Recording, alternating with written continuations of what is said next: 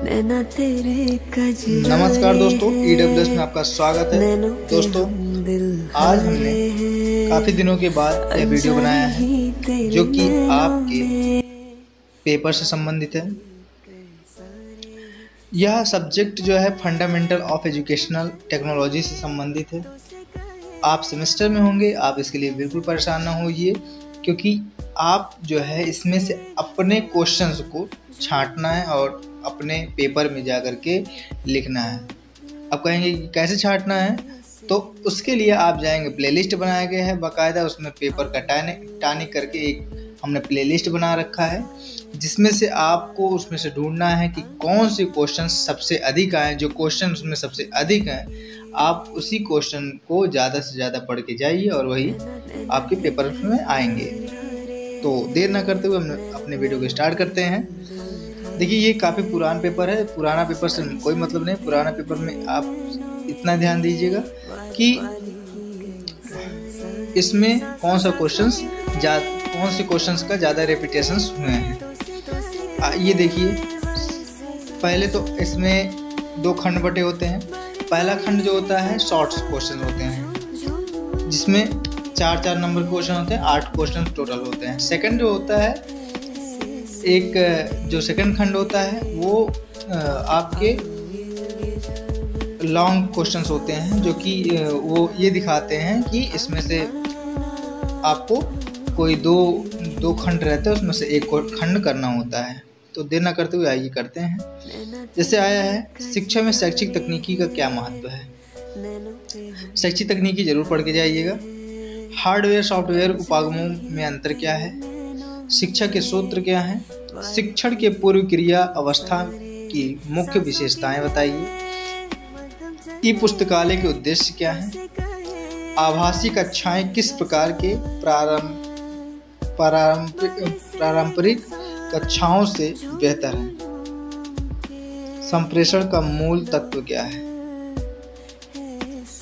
अच्छे शिक्षक के लिए आवश्यक प्रमुख शिक्षण कौशल क्या होने चाहिए।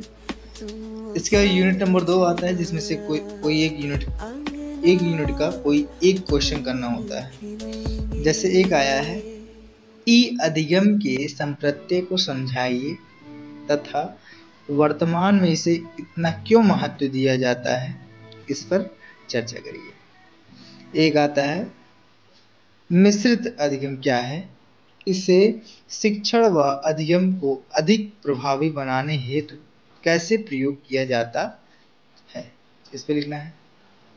इसके बाद आता है, विभिन्न प्रकार की शिक्षण विधियां कौन कौन सी हैं। उच्च शिक्षा में सबसे उपयुक्त किसी एक विधि की विस्तृत व्याख्यान कीजिए।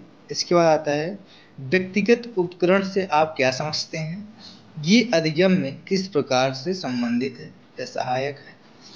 इसके बाद यूनिट नंबर 3 आता है, जिसमें आप देखेंगे एक अच्छा संप्रेषण क्या है, शिक्षा के संदर्भ में इसे प्रभावशाली तरीके से कैसे प्रयोग कर सकते हैं।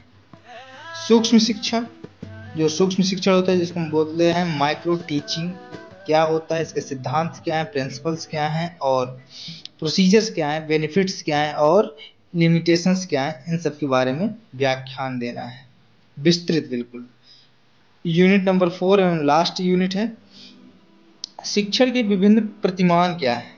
प्रतिमान बोले तो उनके मॉडल्स क्या हैं, उचित उदाहरणों सहित शिक्षण का अग्रिम आदेश मॉडल के विस्तृत व्याख्यान कीजिए।